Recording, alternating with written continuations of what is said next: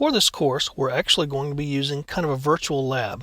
Since we're going to be using a lot of different tools and techniques to access machines, to hack into them, if you will, we're going to need a lab.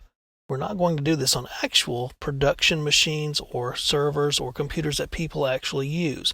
That's a very bad idea, by the way. You only want to use these tools and techniques in a controlled environment, basically for learning, until you become a certified ethical hacker and you're able to actively engage in professional hacking as a business with the right permissions and so forth, and we'll talk about those later. So, for our purposes during this course, we're going to set up a virtual lab. So, I'm going to tell you how I'm setting mine up, and you can go ahead and set up yours as well. And occasionally, I'll give you some tips and tricks on some different variations that I'm using. First of all, I probably won't be setting up all machines at once.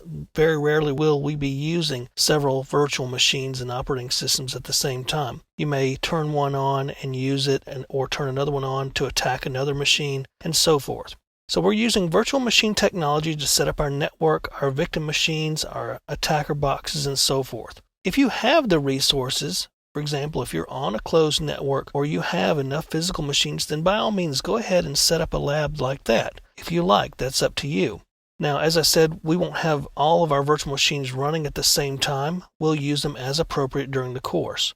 And you'll be able to set up your lab and change it however you need to practice on different tools and techniques. At some points we'll be using Windows boxes, sometimes we'll be using Linux boxes, both for attacker and for victim computers. So at a minimum, we're going to use a Windows Server 2012 virtual machine, a Windows Server 2008 virtual machine, Windows 7, possibly even Windows XP to demonstrate some other older concepts, and we'll be using Backtrack or Kali Linux, whichever one you prefer. Both of them are current versions of some of the best hacker tools out there from offensive security, and both are used widely by penetration testers and ethical hackers. So you could use Backtrack or Kali depending upon what your preference is.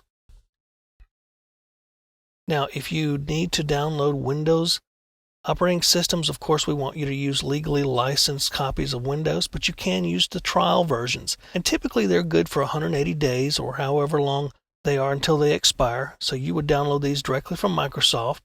You can also download Backtrack or Kali Linux directly from Offensive Security, and that requires no license or payment or anything like that. So those are your basic virtual machine images, and you can set those up any way you like.